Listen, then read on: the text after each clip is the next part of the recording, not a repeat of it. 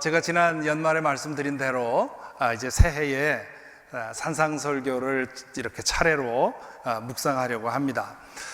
지난 가을에 말씀드린 팔복에 대해서는 어떻게 제자가 되는 거냐 하는 그런 주제를 가지고 팔복을 묵상을 했다면, 이 산상설교의 지금 오늘부터 보게 될 산상설교 5장, 마태복음 5장 17절 이하의 말씀은 본론이라고 할 수 있습니다. 앞에서 어떻게 제자가 되는 것이냐 하는 얘기를 하셨다면, 이제 17절 이후에서는 그럼 제자는 어떻게 다르게 사는 거냐 하는 말씀을 하십니다. 특별히 오늘 읽은 5장 17절부터 48절까지는 하나의 아주 뚜렷한 묶음으로 되어 있습니다. 그래서 앞으로 한 7, 8주 동안 제자가 사는 방법이 어떻게 다른가 하는 것에 대해서 말씀을 좀 드리려고 합니다.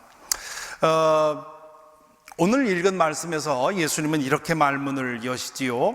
내가 율법이나 예언자들의 말을 폐하러 온 줄로 생각하지 말아라. 폐하러 온 것이 아니라 완성하러 왔다. 내가 무엇 한 줄로 생각하지 말라 하는 말은 뒤집으면 무슨 뜻입니까? 그렇게 생각하는 사람들이 있었다는 뜻입니다. 복음서에 보면 예수님은 당시 보수적인 유대교인들은 도무지 이해할 수 없는 말씀과 행동을 거침없이 하고 다니셨습니다. 정통 유대교인들이 아주 중요하게 생각했던 그런 관습들을 보란듯이 혹은 작심하고 어기시는 것 같아 보일 때가 많습니다. 그랬기에 예수님이 율법이나 예언자들의 말을 폐하고 있다고 생각하는 사람들이 있었던 것이지요. 그 대표적인 예가 안식일 문제입니다. 지금도 그렇지만 당시 유대교인들이 제일 중요하게 생각했던 것이 안식일을 지키는 것입니다. 모세를 통해서 안식일을 지키라고 하는 그런 계명이 주어진 이후로 수백 년 동안 유대교 랍비들은 어떻게 하면 안식일에 일하지 말라는 이 계명을 지킬 것인가, 그것을 이루기 위해서 아주 세밀하고 치밀하고 구체적인 그런 지침들을 마련해 두었었습니다. 그것을 장로들의 전통이라고 하죠. 장로들이 만든 전통이죠. 이 안식일이라고 해서 가만히 누워 있으면 안 되니까, 일하지 말라는 말이 가만히 누워 있으라는 말은 아니니까 해서는 안 되는 일과 해도 되는 일을 아주 세밀하게 구분을 했었습니다. 가령 음식을 만드는 과정은 일이 아닙니다. 그래서 안식일에 해도 되지요. 그런데 음식 재료를 구하기 위해서 탈곡을 한다든가 열매를 딴다든가 짐승을 잡는다든가 하는 이것은 안 되는 것입니다. 이 안식일 이전에 다 해놨어야 되는 거죠. 병에 걸린 경우에는 안식일이 지날 때까지 생명의 위협이 없으면 치료해서는 안 됩니다. 그렇게 생명의 위협이 있다고 판단될 때에만 의료 행위가 안식일에는 허락이 되어 있습니다. 예배를 드리기 위해서 자기 집에서 회당까지 가는 정도의 거리는 가도 되지만 그 이상의 거리는 가면 일이 되었습니다. 우리나라에서도 과거에 보수적인 교회에서는 주일 성수를 생명처럼 강조했지요. 아마 어릴 때부터 교회 다니신 분들은 주일에 교회 행사를 끝나고 나서 중국집에 가서 짜장면 먹다가 장로님한테 걸려서 혼난 적이 있을 겁니다. 장로님은 왜 오셨는지요? 어느 교파에서는 주일에 예배당에 가기 위해서 버스를 타도 되느냐 안 되느냐를 놓고 교단 총회도 했었습니다. 그 결론이 뭔지 아십니까? 예배 갈 때는 버스를 타되 올 때는 걸어와라. 이렇게 철저히 율법을 지키려고 노력했던 사람들 앞에서 예수님은 안식일에 금지된 일들을 거침없이 행하셨습니다. 그 한 예로서 가버나움의 어느 회당에서 있었던 일이 있지요. 회당 예배를 드릴 때 한쪽 손이 태어날 때부터 이렇게 마른 사람이 있었습니다. 예수님은 그 사람 보고 앞에 나오라고 하시고는 사람들이 보는 앞에서 그 사람을 고쳐주십니다. 이 율법에 의하면, 장로들의 유전에 의하면 손이 마른 거는 그 하루 지나도 생명에 상관없기 때문에 안식일에 고쳐서는 안 되는 일이었습니다. 그걸 뻔히 알면서 예수님은 아주 도발적으로 거기 있던 사람들이 충격을 받을 정도로 그렇게 행동을 하신 것이지요. 이러한 행동과 말씀의 예를 들자면 한이 없습니다. 그러다 보니까 예수님이 구약 성경에 계시된 하나님의 말씀을 폐지시키려고 왔다고 하는 가짜 뉴스가 퍼진 것이지요. 대개 가짜 뉴스는 누군가를 곤경에 빠뜨리기 위해서 악의적으로 이야기를 만들어내거나 확대해서 퍼뜨리는 거지요. 요즘에도 가짜 뉴스가 굉장히 많습니다. 그것이 가짜 뉴스인지도 모르고 막 퍼나르는 사람도 또 많지요. 동일한 일이 예수님에게 일어났습니다. 그분의 말씀과 행동에서 위협을 느낀 사람들이 악의적인 가짜 뉴스를 만들어내고 그걸 퍼뜨린 것이지요. 이 말씀에서, 오늘 읽은 이 말씀에서 예수님은 당신에 대한 가짜 뉴스를 고치고 있는 겁니다. 당신은 구약 성경의 계시를 폐지시키러 오신 것이 아니라 완성시키러 왔다고 말씀을 하시지요. 이것은 아주 대담한 발언입니다. 만일 제가 여러분에게 저 김영봉은 성경에 나와 있는 모든 말씀을 완성하기 위해서 왔습니다, 그래서 태어난 사람입니다 라고 말하면 여러분은 저를 어떻게 생각하시겠습니까? 대부분은 농담으로 생각하겠죠? 하긴 저도 그와 비슷한 말을 하면서 자랐습니다. 나는 민족 중흥의 역사적 사명을 따고 뛰고 이 땅에 태어났다. 그 농담으로 생각하면 그냥 넘어갈 수 있지만 만약에 제가 진담으로 그렇게 말했다고 생각하면 아마 그분들은 다음 주부터 우리 교회에 나오지 않겠지요. 예수님은 지금 그처럼 어마어마한 말씀을 하시는 겁니다. 그러면서 이렇게 말씀을 이어가시지요. 내가 진정으로 너희에게 말한다. 천지가 없어지기 전에는 율법은 1.1획도 없어지지 않고 다 이루어질 것이다.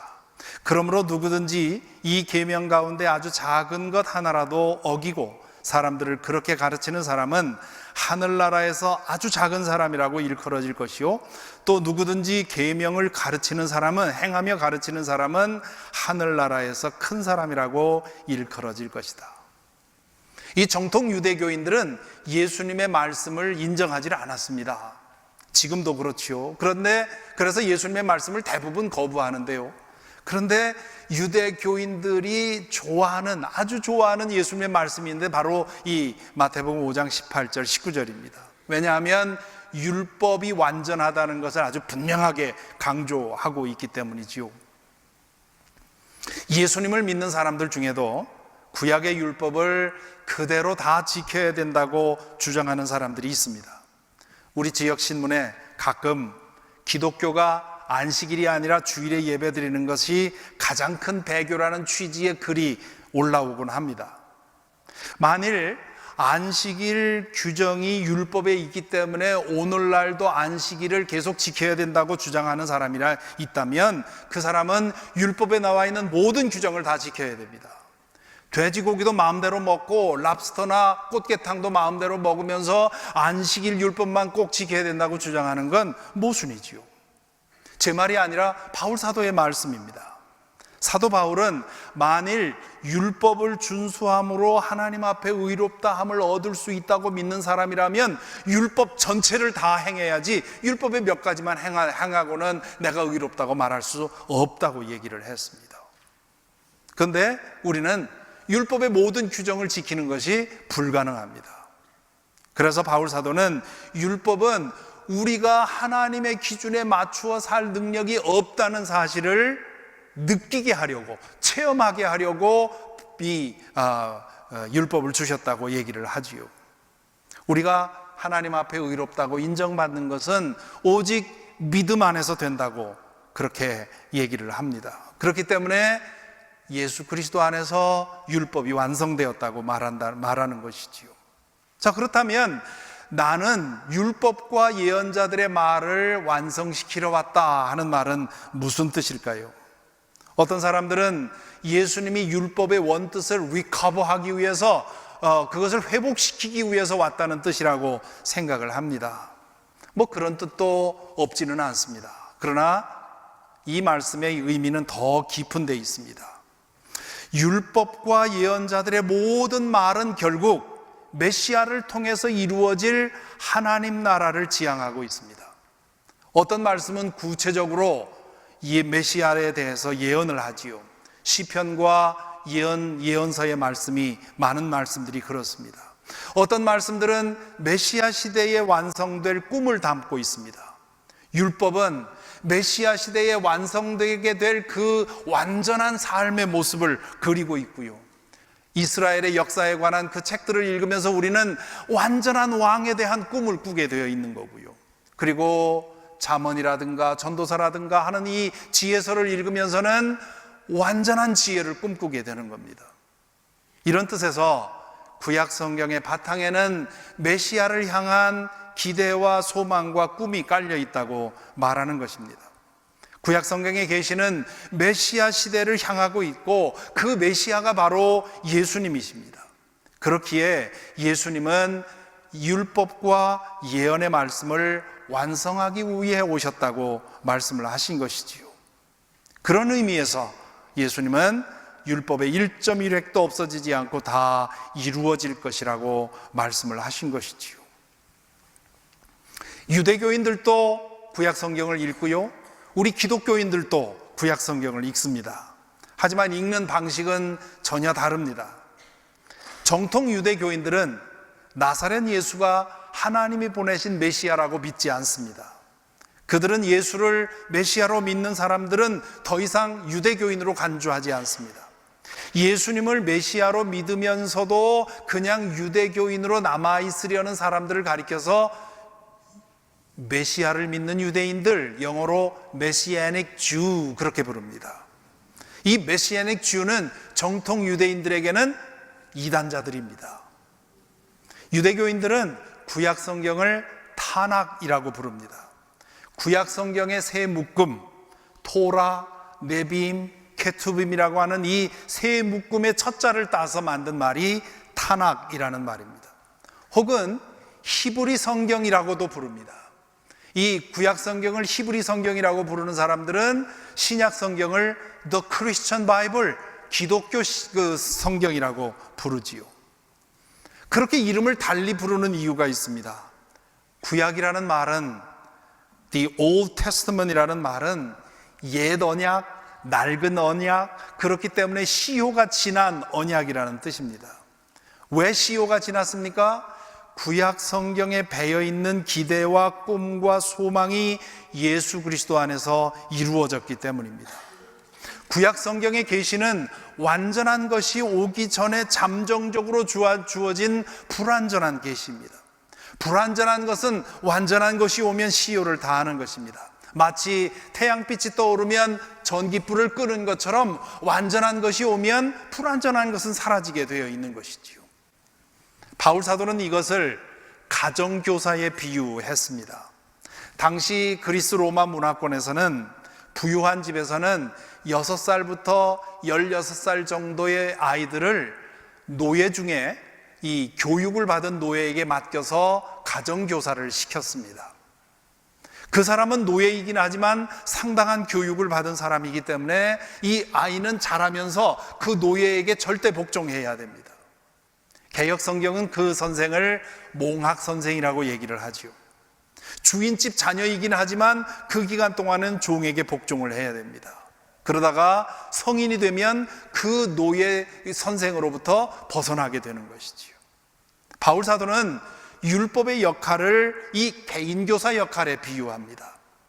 율법은 완전한 것이 오기까지 이스라엘 백성을 인도하기 위해서 주어진 하나님의 계시라는 것입니다. 그것은 이스라엘 백성의 죄성을 전제하고 주신 가르침입니다. 말하자면 율법은 너희가 완전하게 살 수 없는 거 내가 알아. 그러나 여기까지는 망가지지 말라 하고 선을 그어준 것이 율법입니다. 모두가 거룩하고 의롭고 선하게 살기를 바라지만 모두가 항상 그렇게 살 수 없기에 넘지 말아야 할 최소한의 선을 그은 것이지요. 그래서 모든 율법 규정에는 이 인간의 죄성이 치유되어서 모든 율법이 필요 없어지게 되기를 바라는 열망이 거기 담겨 있는 것입니다. 이것이 율법 안에 담겨진 하나님의 열망이고 율법을 사랑하는 사람들의 열망입니다. 살인하지 말라 하는 계명은 다른 사람의 목숨을 끊어놓지 말라 하는 뜻이 아니라 서로 사랑하는 그런 완전한 세상을, 그 세상을 바라라, 그 세상을 꿈꿔라 하는 그런 뜻입니다. 그 열망이 이루어지는 때가 바로 메시아가 오시는 때이고요, 메시아가 오셔서 할 일은 바로 그 완전한 것을 이루는 것입니다. 예수께서는 바로 그것을 위해 오셨습니다. 예수 그리스도를 믿는 믿음으로 우리는 이미 지은 죄의 형벌로부터 해방될 뿐만 아니라 우리 안에 있는 죄성을 치유받습니다. 육신을 입고 있는 한 우리의 죄성이 완전히 치유될 수는 없습니다만 우리 안에 임재하시는 성령께서 우리의 죄성을 치유하셔서 거룩한 삶을 향해 나아가게 하십니다. 따라서 우리는 더 이상 율법에 매여 있는 것이 아니라 성령께서 변화시켜 주시는 대로 그리스도의 장성한 분량에 이르기까지 자라며 가게 되어 있는 것입니다. 그래서 우리 기독교인들은 유대교인들이 타낙이라고 부르는 책을 구약 성경이라고 부르는 겁니다. 예수 그리스도께서 메시아로 오심으로써 율법과 예언자들의 말씀이 완성되었다고 믿기 때문입니다. 우리는 더 이상 율법에 얽매여 살지 않습니다. 그래서 우리는 시효가 지난 언약이라는 이름으로 이 책에 이름을 붙인 겁니다. 그렇기에 우리는 구약 성경을 읽으면서 예수 그리스도를 생각하는 것이고요, 구약 성경의 이야기 속에서 예수 그리스도의 그림자를 찾는 것입니다. 그러므로 구약 성경에 나오는 율법을 글자 그대로 지켜야 한다고 주장하는 그것은 구약 성경이라는 이름을 부정하는 것입니다.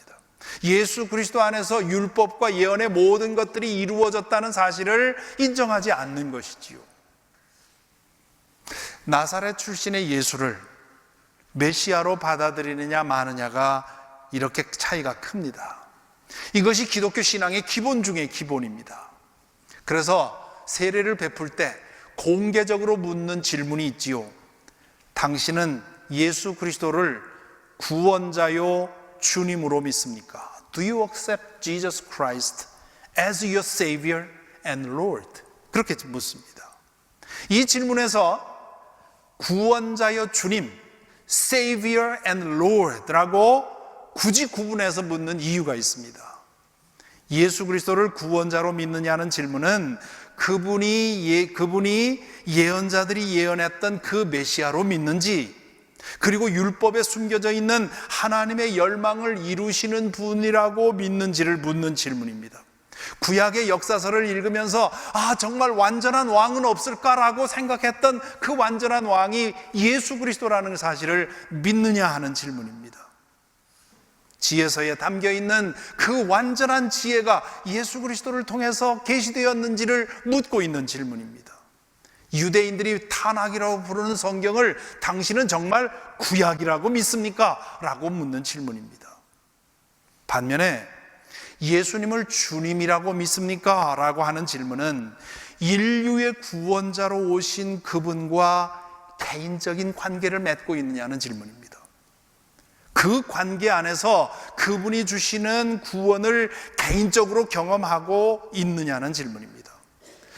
그분을 구원자로 믿느냐 하는 질문은 인류의 역사와 예수님의 관계를 인정하느냐 하는 질문이고요, 그분을 주님으로 믿느냐 하는 질문은 그분과 내가 개인적으로 퍼스널하게 관계를 가지고 있느냐는 질문입니다.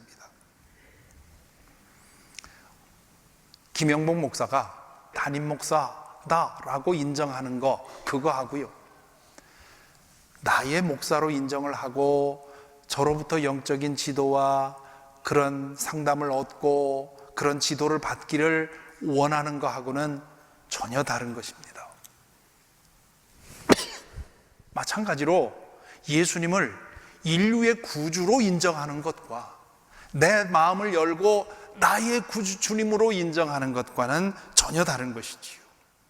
나사렛 예수를 성인으로 인정하는 것 정도는 안 됩니다. 부족합니다.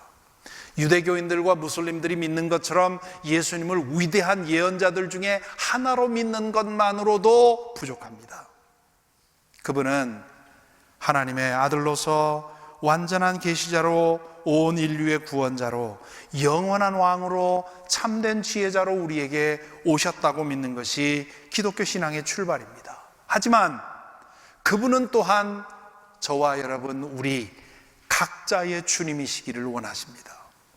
그분은 온 우주의 주인이시지만 저 멀리에서 왕으로 군림하기를 원치 않고 우리 한 사람 한 사람에게 찾아오기를 원하십니다. 제가 그냥 이 자리에서 여러분의 목사로만 역할하고 싶지 않고 여러분 집에 한 집 한 집 찾아가서 퍼스널하게 만나고 싶어 하는 것과 마찬가지입니다. 인류의 구원자이신 그분은 또한 저 김영봉의 주인이기를 원하십니다. 온 우주의 구원자와 내가 개인적으로 관계를 맺어서 내가 그분을 향해 주님이라고 부를 수 있을 때 믿음은 시작됩니다. 2주일 전에 저는 며칠 동안 기도원에 가 있었습니다. 제가 자주 찾는 기도원인데요, 그곳에는 아주 작은 기도실이 있습니다. 그것에 홀로 앉아 있으면 하나님의 임재가 금방 느껴집니다. 우리 이 예배당도 마찬가지인데요, 여러분, 낮에 텅 비어 있을 때 밤에도 좋습니다. 지나가시다가 기도하고 싶은 마음이 있으면 들어오셔서, 밤에는 문이 잠겨 있는데 낮에는 열려 있습니다. 오셔서 텅 빈 예배당에서 한번 혼자 앉아서 기도해 보시기 바랍니다. 앉는 즉시 하나님의 임재가 깊이 느껴져요. 제가 자주 가는 그 기도원에 기도실에 앉아 있으면 그 하나님의 임재가 그렇게 가까이 느껴집니다. 둘째 날 오후에 그곳에 홀로 앉아서 기도하면서 온 인류의 구원자이신 예수 그리스도를 향해서 주님 하고 속삭이듯 불렀습니다. 그때 제 마음에 훅 하고 들어오는 느낌이 있었습니다. 온 우주의 주인이신 위대하신 주님을 내가 무슨 배짱으로 이렇게 친밀하게, 친근하게 옆에 계신 것처럼 부를 수 있지? 그리고는 한참 동안 그 생각에 머물러 있었습니다. 그것은 실로 엄청난 신비입니다. 도무지 머리로는 생각이 안 되는, 해석이 안 되는 신비입니다. 체험하지 않고는 경험할 수 없는 신비입니다. 그분은 자신을 열고 초청하는 사람에게 성령을 통해 오셔서 주님이 되어 주십니다. 그리고 우리와 함께 살아가십니다. 그분은 우리의 삶 전체를 온전히 다스리기를 원하십니다. 하지만 그것은 오직 우리의 인격적인 응답을 통해서만 이루어집니다. 우리가 우리의 삶의 주권을 내어드리는 만큼 그분은 다가오셔서 나를 그만큼 다스리십니다. 오늘 본문의 마지막 말씀은 바로 이런 배경에서만 제대로 이해할 수 있습니다. 예수님은 앞에 말씀에 근거해서 20절에서 이렇게 말씀하십니다. 우리 같이 읽어보겠습니다. 내가 너희에게 말한다. 너희의 의가 율법학자들과 바리새파 사람들의 의보다 낫지 않으면 너희는 하늘나라에 들어가지 못할 것이다. 바리새파 사람들은 당시에 가장 경건했던 유대교 신자들입니다. 그들은 율법을 철저하게 지켜서 하나님 앞에 의롭다고 인정받는 것을 목표로 삼았습니다. 율법학자는 주로 바리새파 사람들 가운데서 율법에 대해서 아주 잘 훈련받고 전문적인 훈련을 받은 사람들입니다. 그들은 율법을 세밀하게 연구하고 철저하게 지켜서 의롭게 되기를 원하는 사람들입니다. 그 점에서 이들을 따라갈 수가 없습니다. 그런데 예수님은 제자들에게 너희들의 의가 서기관, 이 바리새파 사람들과 율법학자들의 의보다 더 나아야 된다고 얘기를 합니다. 이 말씀을 처음 들었을 때 제자들은 기겁했을 것입니다. 그 말씀은 율법학자와 바리새파 사람들보다 더 치열하게, 더 세심하게, 더 꼼꼼하게, 더 철저하게 율법을 지키라는 말처럼 들렸기 때문입니다. 정말 그럴까요? 이 말씀을 묵상하는 중에 저에게는 몇 년 전에 방문했던 예루살렘 통곡의 벽, 그 옆에서 보았던 유대교인들의 모습이 생각이 났습니다. 그들은 통곡의 벽 곁에 마련된 좁은 쉘터에서 식음을 전폐하고는 그 돌벽에 머리를 찧어가면서 율법을 암송하고 있었습니다. 어떤 사람은 몇 주일 동안 그런다고 하고요, 어떤 사람은 몇 달 동안 그렇게 한다고 합니다. 저는 그들의 모습을 보면서 와, 열심에 있어서 이 사람들을 어떻게 넘어설 수 있나, 그런 생각을 했었습니다. 그런데요, 예수님의 말씀의 뜻은 그런 뜻이 아닙니다. 예수님이 말씀하신 의는 율법학자들과 바리새파 사람들이 추구했던 의와는 질적으로 다른 것입니다. 그들이 추구했던 의는 율법을 철저하게 지켜서 쌓아 올리는 의였습니다. 인간의 노력으로 의를 쌓아 올려서 하나님의 커트라인을 넘어서려고 애쓴 것이지요. 그렇다면 예수님이 제시하신 의는 뭡니까? 우리는 이미 팔복에서 의에 대해 충분히 살펴보았습니다.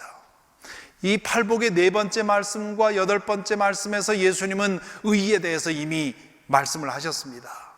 5장 6절에서 4번째 말씀에서 뭐라 합니까? 의에 줄이고 목마른 사람은 복이 있다. 그들이 배부를 것이다. 5장 10절에서는 의를 위하여 박해를 받는 사람은 복이 있다. 하늘나라가 그들의 것이다. 이 첫 번째 말씀에서 의는 우리의 존재 상태의 올바름이라고 말씀을 드렸습니다. 하나님과의 관계가 바로잡히고 그로 인해서 온갖 부정한 것이 들끓던 내 내면이 정화되고 그 결과로 내가 맺고 있는 모든 사람들과의 관계가 바로잡히는 이런 내 존재의 모든 상태가 올바라지는 것이 첫 번째 말한 의라고 말씀을 드렸죠. 다른 말로 하면 내면적인 의라고 할까요? 두 번째 말씀하신 의는 사회적인 올바름이라고 했습니다. 내 존재 상태가 올바라짐으로 인해서 내가 말하고 행동하는 것이 올바라지는 것이지요. 그리고 이 세상이 뒤죽박죽된 것을 어떻게든 바로잡기 위해서 애쓰는 것, 그것이 제자들의 행할 의라고 말씀을 했습니다. 비유하자면 율법학자와 바리새파 사람들이 추구한 의는 병든 나무를 잘 가꾸어서 어떻게든 좋은 열매를 맺게 하자는 데 있었던 거고요. 그럴 수밖에 없는 것이 그들은 나무의 병을 고칠 수가 없습니다. 반면에 예수의 제자가 추구할 의는 먼저 나무의 병을 고치는 것입니다. 그 병을 고치는 길을 예수께서 열어주셨습니다. 그렇기에 제자들의 열매가 율법학자들과 바리새파 사람들의 열매보다 더 나을 수 있는 것이지요.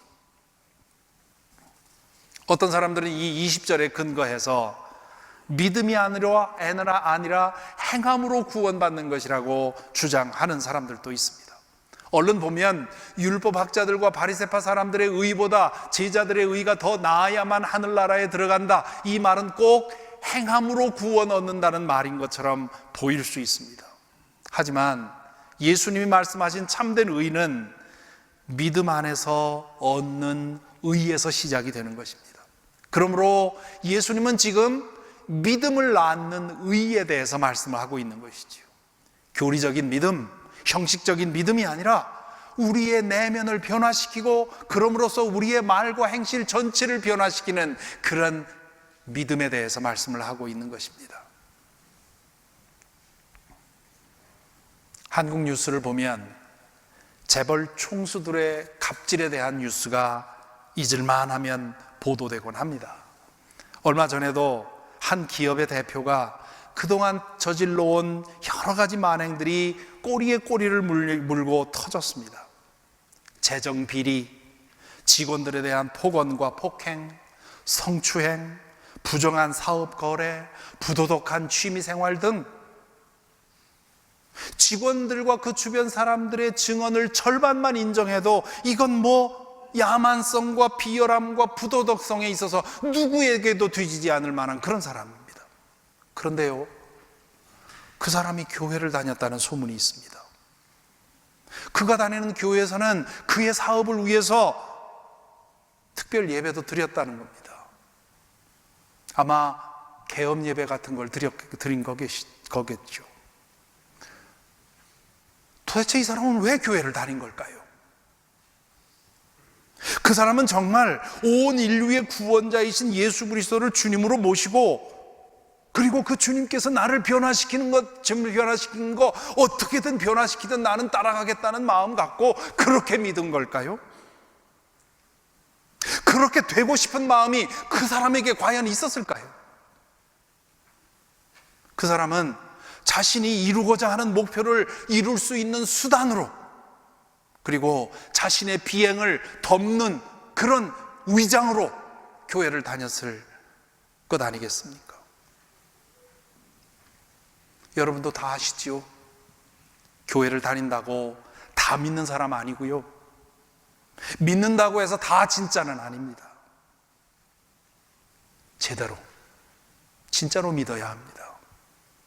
인류의 구원자로 오신 예수 그리스도를 나의 주님으로 진짜로 받아들이고, 그래서 하나님께서 입혀주시는 의로서 옷 입고, 그리고 내면이 거룩해지고 그 거룩함이 말과 행실을 통해 열매를 맺는 그런 믿음이어야만 하지 않겠습니까?